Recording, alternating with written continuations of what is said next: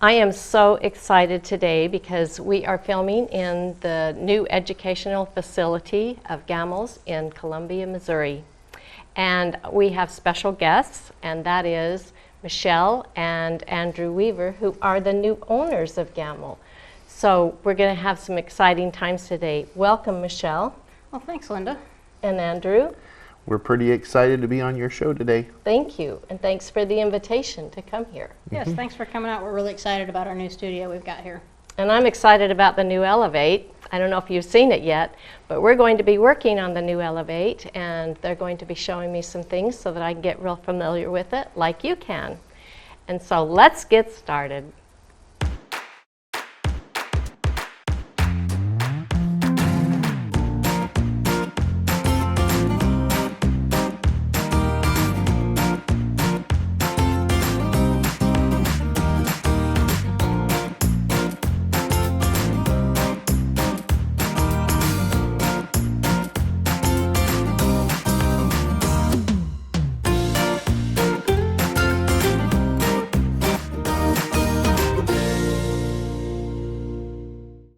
Okay, Michelle, for this project, which I usually do piece tops, it's just a whole cloth that I put on.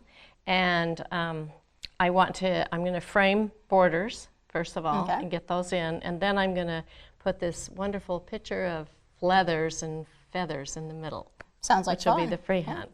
So will you kind of walk me through on this border so the viewers can see how easy that is to do? Okay. Sounds good. We started out, we got the side borders set up. We did the side borders, the top and the bottom. We took the quilt off, we turned it. Now we've got it remounted, so now we can do, the other set of borders here. So, and we'll just kind of walk you through how you set up borders on the Elevate. Okay. By the way, the color of this Elevate. You're getting jealous, aren't you? Yes, I'm so jealous. Okay, well, maybe we can hook you up with one of those. All right, so here's the screen for the Elevate. And I do want to do just a single row, so that's what I push. Okay, so I just touch it there, and it tells me to mark the boundary. So you're going to go to the corners of where you want your border to go in. Okay, does it matter where I start that? I mean, it doesn't matter. You can do it in any way, and then you just need to go in a circle one way or the other. You don't want to like go diagonal, but as long as you go around, it doesn't matter which spot that you start at. So I'm right here, and that's where I want it to be. So I add a point there, and then just, I guess I'll just come down here, and I want to be at 5.3 because that's the size of the other borders. And you can see that right down here on the y-axis. There we go. There. Add point. And then come over here. Then you're going to come across to the other side of your border, all the way across. It doesn't matter if you wobble a little bit, and it doesn't. You don't have to do a perfectly straight line. You just got to make sure that you end back up at the corner that you want. Okay. So I added that point, and then right back up to the corner, right there, and that just closes it there. Okay. Yep. And then. So I pulled up the patterns. So it puts you right into your pattern list, and we'd already done the scallop border, so it shows up first on your list, so you can reuse it. It's very convenient, yes. So I just touch that, and then I put yes, and puts it in like that. Okay. And it gave us 3 of them. Now, if we want more or less, we can go ahead and change that. By doing go ahead and edit. Push the edits button. Okay. Yep. I want 5. And then the upper left here, you can see right here. the number of repeats. 5. And then it's a little too, well, I have to flip it too, because this is the bottom of the quilt. So it's a little too, it's coming out of your border up here, you can see that the border that you drew isn't perfectly straight. How could that ever be? If this was a real quilt where you wanted the border to fit in the border, then you'd want to adjust it. Since this is a whole cloth, as long as we're close, we're probably good to leave it. Yeah. So, but you did mention that you want to flip it upside down because the bottom border. Yep. So you're gonna hit that flip button. Flip, and then it says vertical. Ah, there we go. And there you go. It actually fits better, I think, anyway. So that's it. I'm ready. Yep. Right? Okay, so I just put the check. And just start, huh? And well, let's go ahead and adjust our speed there because a speed of 6 is going to be pretty slow. Oh, okay. So what's a good speed then? I'll probably start around 10 or 12. Oh, okay. It'll go up to I'll do 15, but depending on how precise you want it to be, as the faster things move, you get little bits of vibration. So. And this is your stitches per Stitches inch, per so you inch, can yep. go up or down there. Awesome. Okay, so You press start, start. and it's going to just move itself on over to your starting location. Continue. Yep.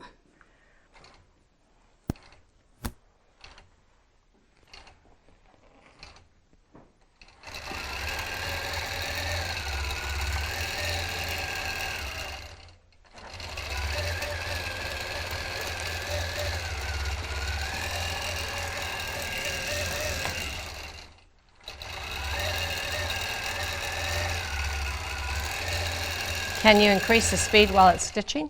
You can. Yeah.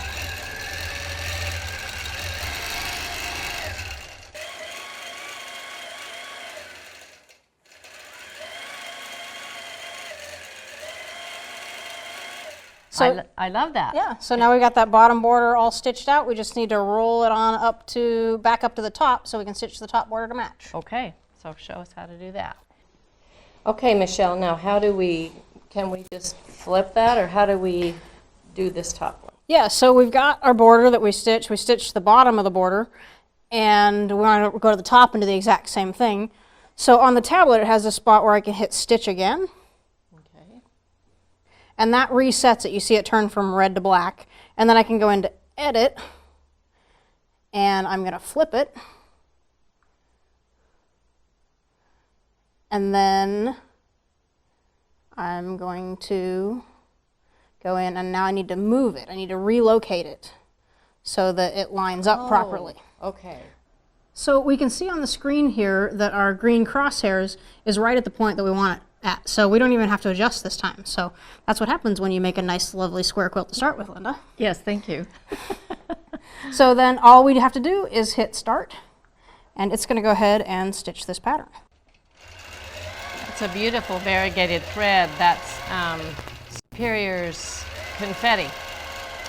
Really pretty. It's got those, it's not primary colors, but kind of tropical colors. Mm-hmm. Yep. Gorgeous Really on the stands black. out on the black. Yeah. Wow, that just ended up perfect. I can't wait to get my Elevate. It's going to be coming this week. Oh, you must be excited about that. Super excited now. Yeah, thank you for helping me. Yeah, no problem. Okay, now I have Andrew with me, Andrew Weaver. Glad to have you here. Yep, I'm again. glad to be back. Okay. And you know what, for this project, I know this is a harebrained idea, but I want to have this picture. It's my teapot sort of looking thing. And I want to, and I'm going to have freehand leathers and feathers coming all over. But I was going to do that freehand, but then I thought maybe you could show us how you could digitize that using the computer so that we can have it, give it to the people that might want to duplicate this project. Well, I would love to walk you through how to do that. One of my favorite things with the Elevate is that we can use the CreativeStudio software that's free from Gammill, and we can create patterns or modify patterns or resize patterns, and then we can sync them through the cloud to the Elevate tablet. So, And that's free? and it's free. Yep. That's awesome. Yep. And so this is a perfect example of something where it would be good to do that, because your freehand feathers and all that stuff is great, but especially for the, I guess the core of it, the template of it, I think it'd be a lot easier to have the machine do a perfect one. Okay, I'm up for that, so let's see how you do that. All right, let's go to the computer. Okay, so here we are. We're gonna do our picture, and we're gonna go ahead, since in our studio we have a Statler machine, we're gonna go ahead and do the digitizing on a Statler. But for our Elevate owners, or really for anyone who wants to digitize, you can use the CreativeStudio software on any computer And I in think that standalone is so mode. marvelous. Yep. Okay. So let's start by bringing in a picture of the picture that you had drawn. A picture Of of the the picture. picture. All right, so I'm going to go ahead and click on File and Import Image. And previously I had used my cell phone to take a picture of it, and I put it in my Pictures folder.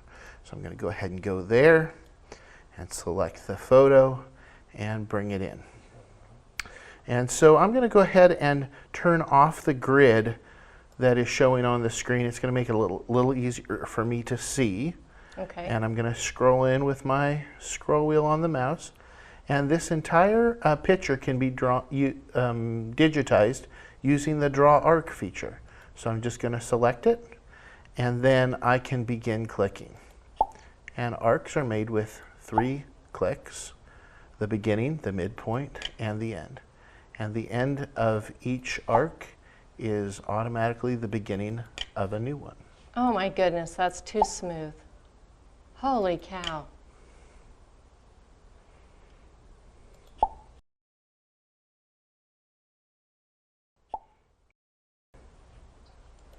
So I'm going to go ahead and finish this. So how does it know to go around the, it just, It's magic.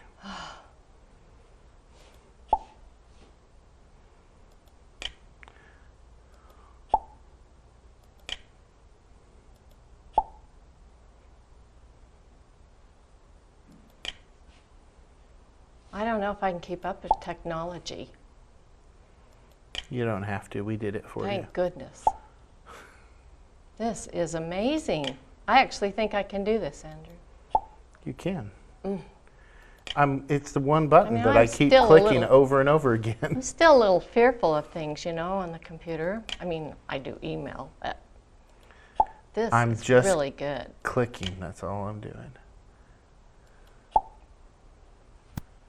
It makes them so much smoother. Because that wasn't a perfect I picture. made a mistake, but I can go back and fix it. I just realized, you know, and that happens sometimes. You know, you'll be doing something and you'll realize you did make a mistake, but it's pretty easy to go back and fix things. Well, I don't know what mistake you made. Well, I do. I'll show you later. And you can see that's a little rough, you know, Right. because I just was Now sketching. we're gonna leave out this stuff at the bottom, and you can fill that in by hand, Yes, right? yeah. Just Okay. leave that all open. But I do want the bottom to be nice and symmetrical and Okay. look like it would support the picture. One of the things that's interesting about the curve, or the draw arc, should I say, is that you don't have to put curve in your arc. You see how it's curving around my as I move it. But if I do 3 points in a straight line, I get a straight line. Okay. And that's kind of a cheating way of not having to switch to the straight line tool. You just line your clicks up and it's all good. See that? I didn't have Got to it. change tools. Yep. And I'll come back across here. And it'll draw a nice long arc, you know, as far as you want to go. Wow, there's so many times I could have used this if I had known or paid attention or something, you know. I have to see things more than once sometimes, so this is cool to have it so that I can just go back and watch it. So I've done 2 right clicks to exit the drawing. Okay. I'm going to select the whole thing, and I'm going to do a right click, and I'll combine those patterns, because we're going to go from having like 50 individual arcs to now just having one pattern. And I'll go ahead and drag it off the pattern, or drag it off the picture so that I can really see it. And I'll just hit F7 on my keyboard, which opens up the nodes, because there's some areas on the pattern. You see right here where it's got kind of a sharp corner? That's because I clicked it wrong when I was clicking it, but you don't have to do everything perfect. I'll just scroll in with my mouse, and I can get right in and see that area. See how clear it is? You can obviously see the sharp point there. And so I can just adjust it like that, and it's not sharp anymore. The area that I mentioned that I knew I'd made a mistake is right here. This spot should have been all the way down here. But that's easy because I can just drag it where it needs to be, and then I can adjust these curves and adjust these lines. Every one of these little points is so adjustable. once you, I like to say it's like concrete. Concrete is real adjustable when it's wet, but once you stitch it, then it's like concrete that's set. It's a lot harder to make changes. So whatever is pleasing, whatever curves you think look good, is easy to do here. Isn't that neat? Oh, that's just incredible. So you can take as much or as little time as you want on that until you think it looks good. And I'll take the highlight off of it. Does that look good to you? Yes, except this bottom corner is just up a little bit. You see, Where? that's not straight across the Oh, bottom. you are so right. So I'm going to go ahead and turn the grid on, and you can see that. So the grid is perfect for fixing things like that. So F7 on the keyboard turns my nodes on, and these nodes right here, if I turn on snap, I can snap to the grid right there. And so this will snap it. You see how it wants to snap to an intersection? I'm going to make sure this one snapped first. Then I'll come back and snap that one. Then I'll go ahead and I'll snap this one. Now, if my line is supposed to be straight across, I'll just go ahead and snap those. Boy, you've got an eye for detail, Linda. I didn't even see that. And I think most of the time on a quilt, people wouldn't. No, especially if I did it freehand. But how nice to have it, you know, the picture itself done really well. Now I'm going to turn snaps off because some of these I want to be able to put them wherever I want, right? So I'm just going to eyeball that to make it straight. How's it look now? It's a good base, yes. Look at that. All right. All right, so I like it. when we're happy with it, the next step is to set it up so that we can send it over to our Elevate. So if I want to check it, I can press F2 on my keyboard, and it'll do a virtual stitch out of the pattern. And I already saw one little thing I want to fix. You see that blue dot there? I'm hitting the plus key on my keyboard to speed it up. Okay. Different computers will have different speed as to what it goes. So that's why we have plus and minus on the keyboard to speed up or slow down the virtual stitch out. So we can watch it, make sure it looks how we want. If it has any flaw in it, we'll know because it'll ding if there's a break in the pattern. But with any luck, we'll only hear a ding at the end. That spot looks a little bit sharp. I'll go in and fix that. Ding. There's the chime. Yeah. Gentle, but there it is. All right. So I see a little flaw here. It looks sharp when it went around this corner. And I think it probably has something to do with the edits that I did earlier. And then I noticed that my start and end are not at the same point. So previously I had used the grid snap. This time I'll use E for end snap, and it will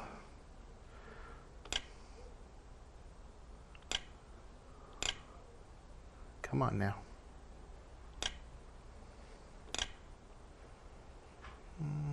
I'm fighting with it. Well, when all else fails.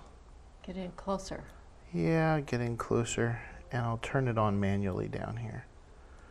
Grid on, grid off, endpoint off, endpoint on. There we go. Okay, so we're all set to go. This pattern is perfect. What we need to do to be able to sew it on the Elevate is I'm already logged into my cloud account on CreativeStudio 7. And so all I need to do is save it here, and then I'll sync it to the cloud, and then we sync the Elevate to the same cloud account, and it'll pull this pattern in. Okay. So I'll click on the pattern, right click, save pattern. Save pattern window comes up. I didn't use any other patterns to create this, so it doesn't have any parent patterns. I'm just going to put a name in here, Linda's Picture. Picture Yeah. block. And I'll mark it as a block pattern. And I love the fact that you can do the keywords and search by those, and Yeah. I mean, that is just amazing. Since it is original, I could certainly add copyright protection to it here, but I don't plan to. Well, actually, we're going to put it on the cloud for everybody, aren't we? Yes, we are, for free. Okay, all right. You bet. So I'll leave it unencrypted, and so I'll just hit save and close.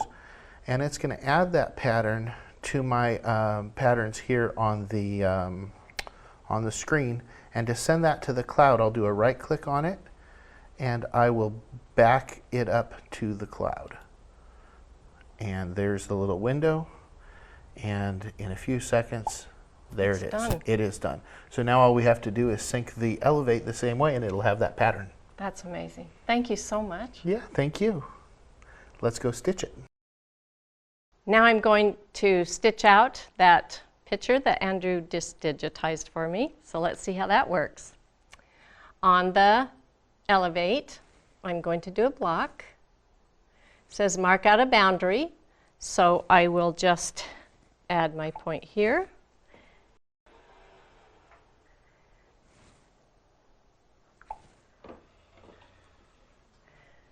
This is about 1/3 of the way up.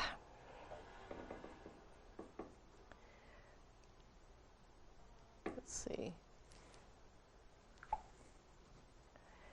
And I can come right back down here and look at that, right on top of it. There's my square. Now I need to add a pattern, excuse me. There we go. And there is the picture. Isn't that neat? And that will be on the cloud if you want to duplicate this project and play with it. So it is fitting the pattern to the boundary. And we're ready to start.